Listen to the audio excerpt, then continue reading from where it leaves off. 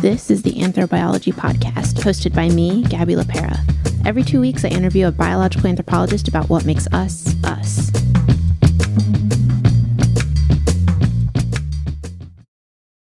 Hello, everyone. Welcome to another episode. This is Gabby LaPera, and joining me on the show today is Dr. Sara Juengst of UNC Charlotte. This is a great episode, like all of them are, but especially this one, and I'm going to tell you why. Dr. Juengst studies pre-Columbian cultures that lived around Lake Titicaca, and she has a very interesting subspecialty. You'll just have to listen on to find out what it is. And I think that there are two aspects of her work that are especially interesting. The first is that she examines power structures of societies and the effects that they have on the bodies that are left behind. And then related to the first topic, she also studies how different societies have built different power structures and are still functional. Dr. Juengst and I also discuss the challenges of fieldwork, and we have a really good long book section in this episode. One thing I kind of mumbled in the show is the name of the book that I had just finished, and that is the Guernsey Literary and Potato Peel Pie Society. As always, any books or articles mentioned in the show are going to appear on my website, anthrobiology.com. The show is really, really interesting. I really encourage you to listen. And once you're done, I would love it if you could shoot me an email at gabby.lapera@anthrobiology.com, or you can tweet at me now. I have a Twitter. I don't know how to use it, but you can tweet at me. Or you can find me on Instagram and send me a DM. I feel like I'm a TA again, desperate for anyone to come to my office hours because I'm sitting there lonely. Talk to me.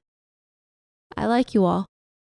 I think I like you anyway. I don't know. I won't really know until you email me and we'll find out. Anyway, I hope you enjoy the show very much. Here it is. Hello, everyone. My name is Gabby LaPera. I'm here with Sara Juengst in her office here in Barnard Hall at UNC Charlotte. Hello, how are you? Good. How are you doing? I'm good, thank you. If you could just introduce yourself, tell me what your job is, what your areas of research are. Yeah, so I'm Sara Juengst. I'm an assistant professor here at the Department of Anthropology at UNC Charlotte, and my specific research interest is bioarchaeology. So I study human skeletal remains, or just skeletons, from various archaeological contexts, mostly in South America. So my research has been in Ecuador and Bolivia for the most part, although I've worked a little bit in Peru as well. And I'm interested in using skeletons to answer questions about people's past lives.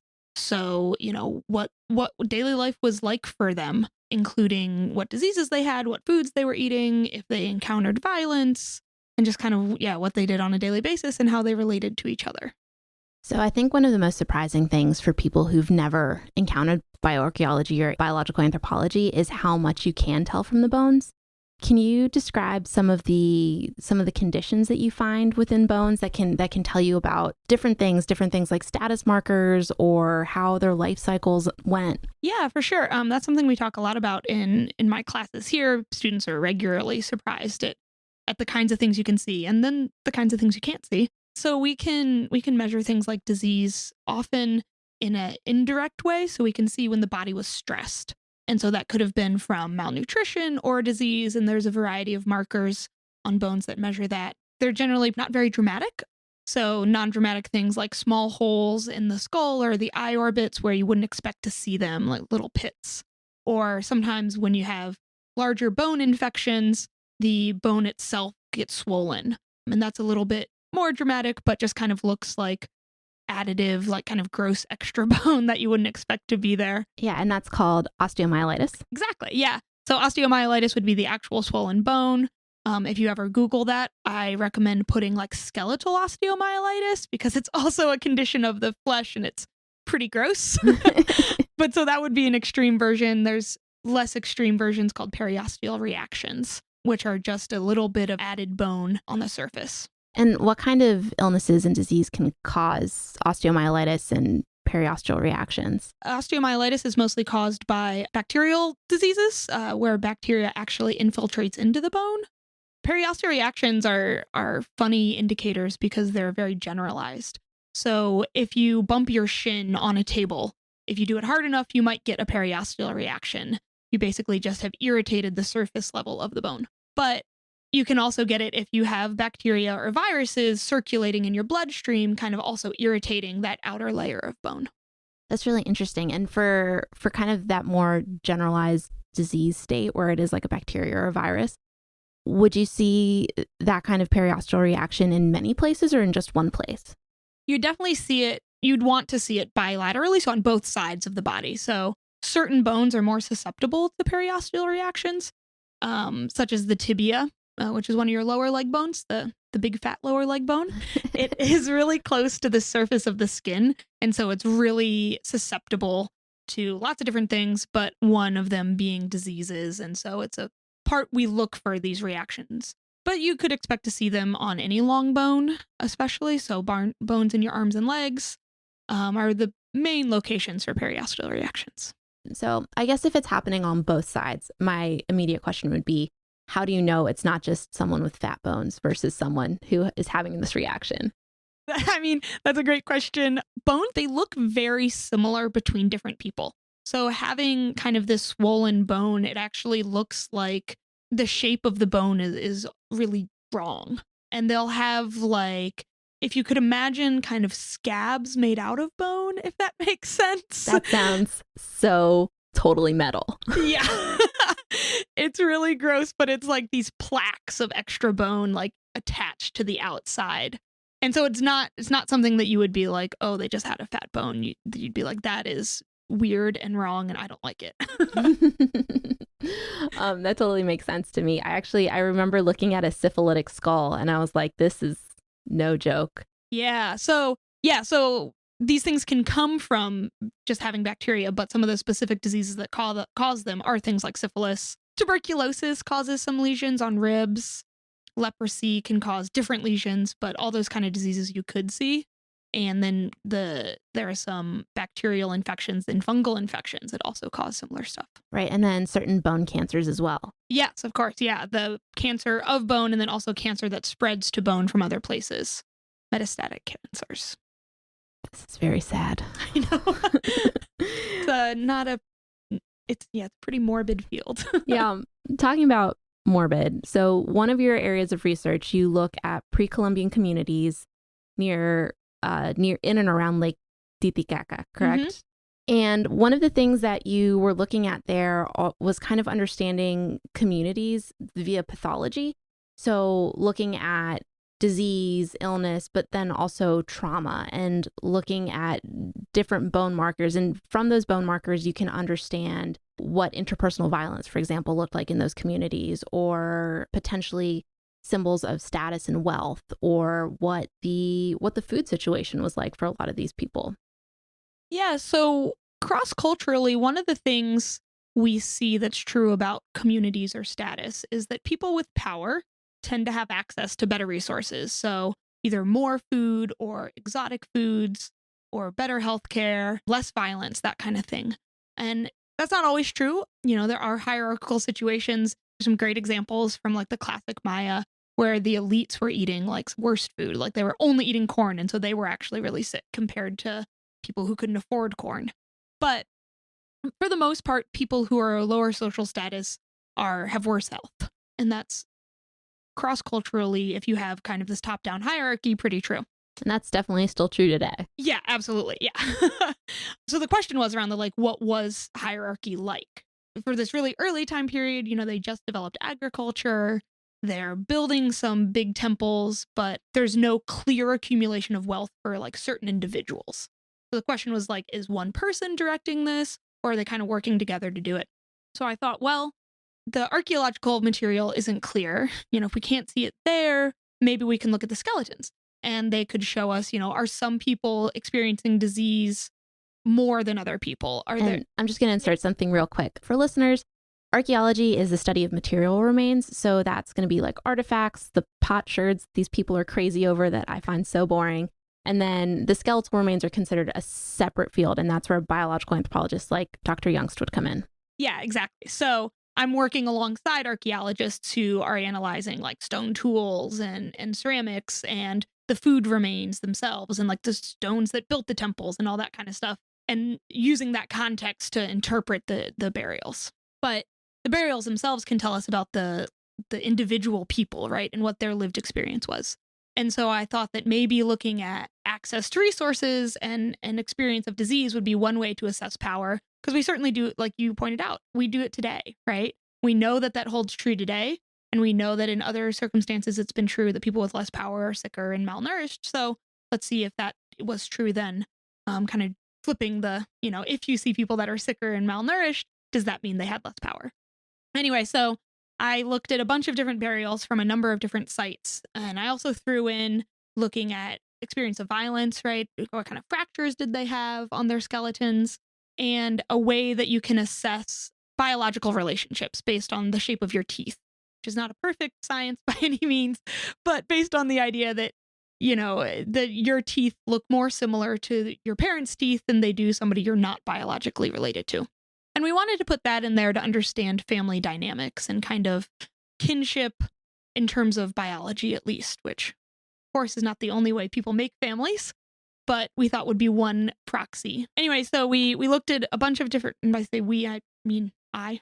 I looked at a bunch of different pathologies, kind of generalized these periosteal reactions and osteomyelitis, and then some markers of malnutrition, cribra orbitalia, which is a lesion in the eye orbits, parodic hyperostosis, which is a similar pathology but on the skull, and then linear enamel hypoplasia, which are on your teeth. And all of those kind of indicate when you're a child, did you encounter health problems? Yeah, food insecurity.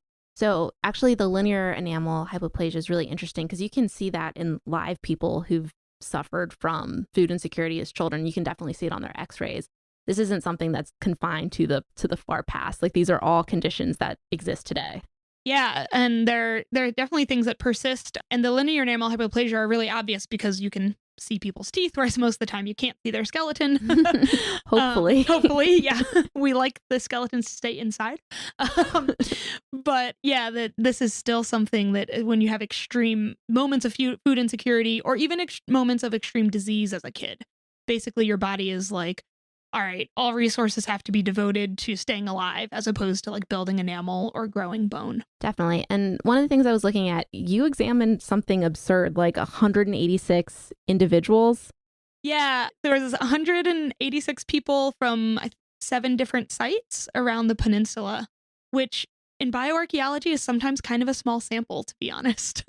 Yeah, but that is a lot for a single biological anthropologist to be handling on his or her own. Yes, yeah, it was, it took me 4 summers of analysis to get through all of them and kind of adding on different methods along the way. And I'm assuming while you were going along, because I'm not 100% sure what the grave sites look like, you were trying to identify what bones belong to individuals, how many individuals you had, because it's not like when you uncover these bones, it says like, here lies Juan Diego of Titicaca. It doesn't say that. Like, you open it up and maybe there's a mix, maybe the bones are fractured, so you're having to put stuff back together.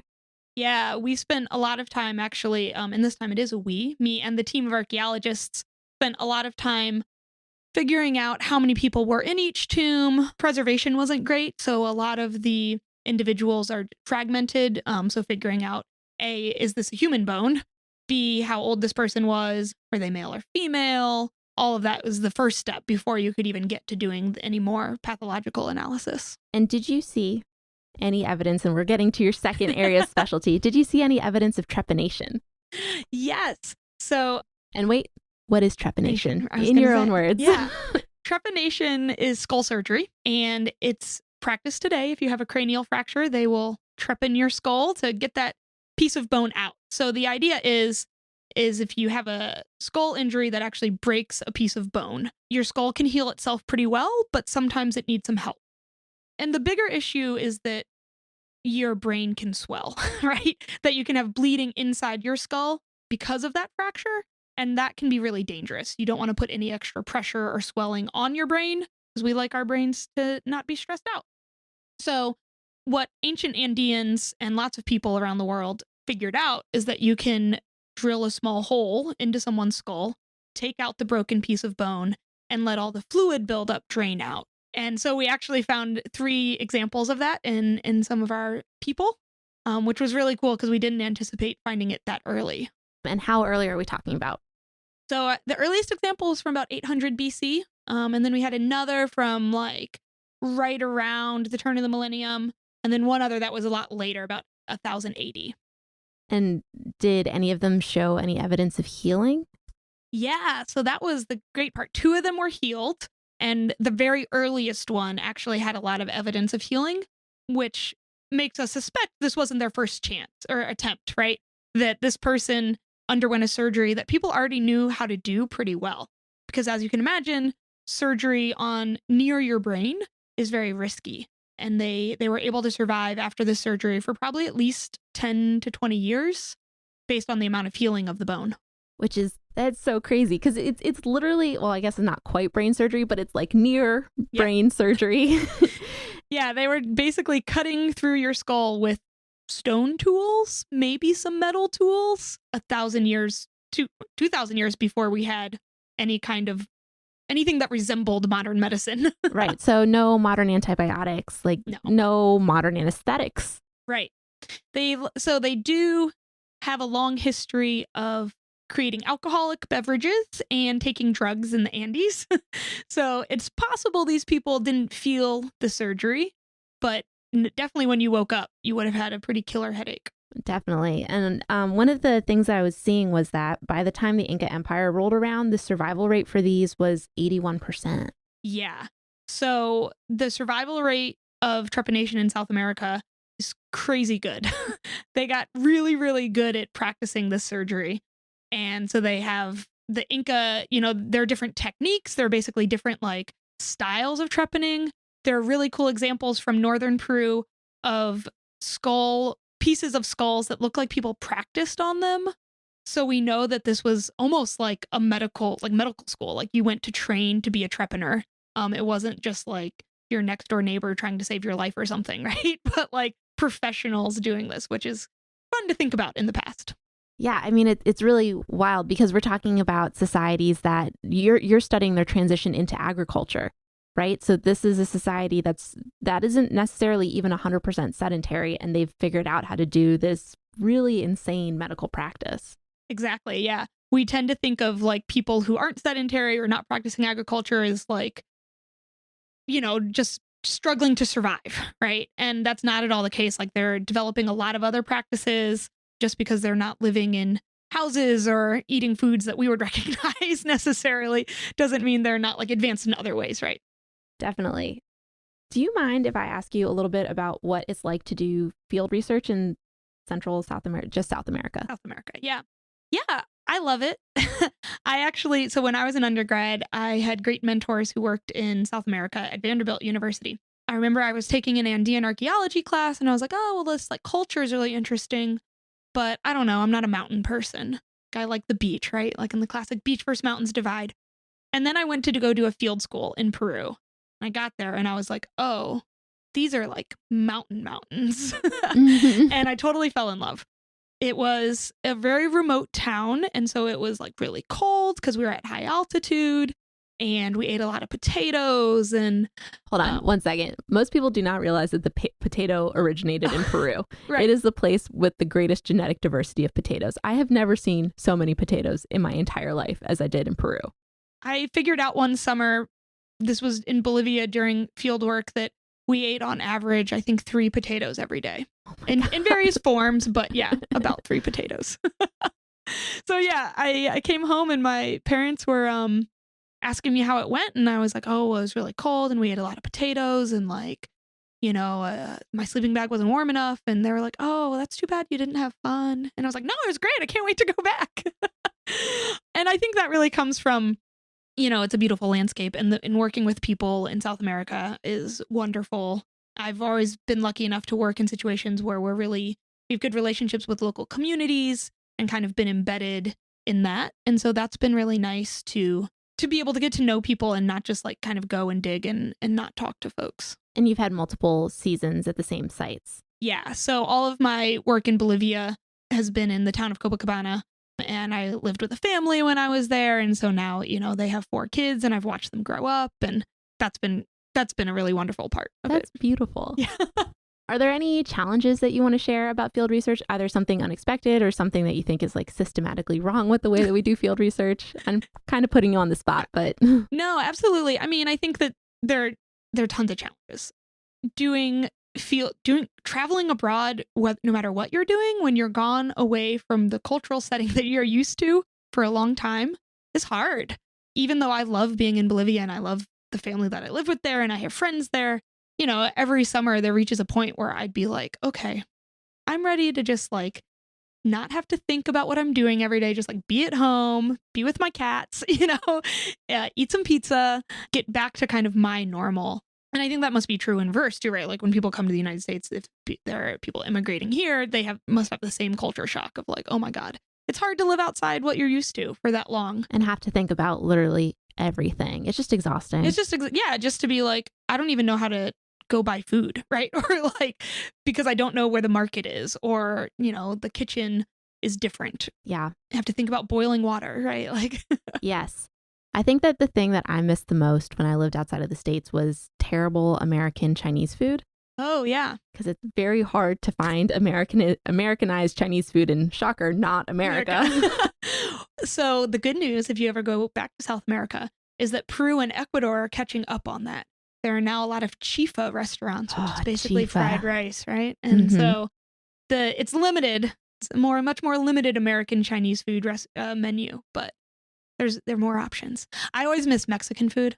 Like, and by Mexican food, I mean like Tex-Mex. Yeah. Yes. Oh my gosh. Okay. So I live in California now, and all they have is Mex-Mex. They don't have any Tex-Mex. And I'm so excited to be here on the East Coast because that I'm going to eat so much queso. Yeah. I'm like, okay, I know that this is like not authentic Mexican food, but it tastes great. So good. Yeah. Okay. So we talked a little bit about your areas of study, the ways that you do this research. Can you fill listeners in on why you think it's important to study these things? Like, what does this mean for the average person out there? Yeah, that's something that a lot of people ask because it's kind of hard to make connections. You're like, okay, so they practiced trepanation 2,000 years ago in South America. How does that affect my life, right? Right. And I think on many levels, it may not affect your life. But then I think it's important to know about these things because it's important to know what people are capable of. And that, especially a theme throughout my research, is that power structures are not always the same. And so we didn't see hierarchy around Lake Titicaca, even though they were developing all these really complex things. And that's a good reminder of like, it's not necessary that some people have stuff and some people don't. Like, we can learn about organizing society in different ways and cooperating with each other as opposed to being competitive with each other. I think that's very thematic right now in our political environment. Right. Yeah, exactly. That there's a lot of relevance from that and thinking about how to make a community as opposed to how to beat some people up. Yeah, I was really impressed and interested in that because I think that most of my background, which is so long ago now, was in the colonial tidewater, right? With this like very expected power structure, right? With the colonists and like subjugating the Native Americans, and the more specialization you have, the more power structures you have. I have to say that's generally the narrative that you get in your Anthro 101 class, right? That is what happens. Like, you get specialization and you get like these power structures, and there's potentially more interpersonal violence, and agriculture is better than herding. Well, maybe they're less likely to say that now, but it's something that they definitely used to say. So reading your article was so interesting to see that there is this entire other way of being with this level of specialization and this level of true advancement. Yeah, and I think that that's something that we're finding more and more. Like, as people start to question this idea that there needs to be hierarchy, there are all these examples popping out from around the world. A colleague and I organized a session at the Society for American Archaeology meeting last year on cooperation. And we were like, can we find examples of, still power, but like non-hierarchical power relationships in the past? And we had so many people volunteer to be a part of our session because they were like, yeah, I have an example from Mongolia, or I have an example from Belize, from all over. And so that's really encouraging for me, at least. No, that's awesome. I'm so excited about all of this, but I also don't want to take up too much more of your time. So I'm going to wrap up with the questions that I ask. Well, first I'm going to ask you, is there anything else you would like to say that you feel like you haven't had a chance to say? I don't think so. Excellent. I did such a good job. Yeah. Okay. And then here are the questions that I ask everyone. What are you reading for work right now? Oh, what am I reading for work right now? Currently, I'm reading a lot on the bioarchaeology of identity and embodiment of identity, which is something I've read about before, but I'm really getting back into. And there's been a lot of recent publications on kind of the ways that we embody the ways that what we experience becomes embodied and then recorded on the skeleton, and then how bioarchaeologists can read it. Is there something that really stands out for you that you've read so far that you would be like, if you're really interested in this topic, read this? If you want something really dense, there's a wonderful, I think a 2005 publication, so it's a little bit older, but a book called The Body as Material Culture by Joanna Sofar, and it's just awesome. Okay. And as usual, I will post a link to that for people to find it. Are you reading anything for fun right now? Yeah, so that's like, people always ask you, like, what do you do for fun or what are your hobbies? And I'm always like, I don't know. But I recently realized that that's what I do. I read for fun and binge Netflix. But the reading for fun, I have been recently reading a lot of World War II historical fiction. I don't know why. I just kind of ended up in this, like, going down this rabbit hole. And so I just read a great book called The Huntress. And now I'm blanking on the author. That's okay. But I can find it. Yeah. That's actually post World War II and kind of about this, group of Nazi hunters that go around and try to find people who were Nazis and never got prosecuted for crimes. And it's serious in terms of the topic, but also kind of just a kind of action adventure novel. No, that sounds great. Sometimes you need some popcorn for the brain. Exactly. I actually just finished reading, the Guernsey Book Club. I love that book. Yes. Okay. Yeah. So that is the first epistolary novel that I've read in a very long time. And I am in a craze. I'm writing everyone letters now. People keep sending me messages on Facebook like, oh, I just got your letter. I'm like, right back to me. Let's get this thing going. Yeah. The other thing I'm reading, just because I could talk about books forever. Of course. Is, so my mother used to work for a bookstore and she did all the young adult book ordering. So I read a lot of young adult fiction as well. And I just finished this series called Nixia. And it's actually by a North Carolina author, which is cool. But it's young adult sci-fi about kids who get sent into space for this space colonization of another planet. And it's just really good. So okay, I'll send you that link too. Perfect. And I will put that up on the website. And then I think this comes from being in academia, but I spend a lot of time reading. I still spend a lot of time reading. And I think that it's just so valuable for all of us. So that's why I always end the podcast with these 3 questions, because I'm like, people want to know. I love it. And you always need new book recommendations. So you always need new book recommendations. And it's in the spirit of independent inquiry. So you can go and check out that identity book that you recommended earlier. And you can say, you know what, Gabby, this is BS. Or you can be like, wow, this has really broadened my mind. I hope that's what happens. But you know what? You get to decide for yourself because you get to read the source material yourself. Okay. So thank you so much. Yeah, thanks for having me. Thanks for joining me for this episode of the Anthrobiology Podcast. If you have questions or comments, you can reach me at gabby.lapera@anthrobiology.com. That's spelled GABY.LAPERA@anthrobiology.com. This show is produced by me. Music courtesy of Chad Crouch, aka Poddington Bear at Sound of Picture.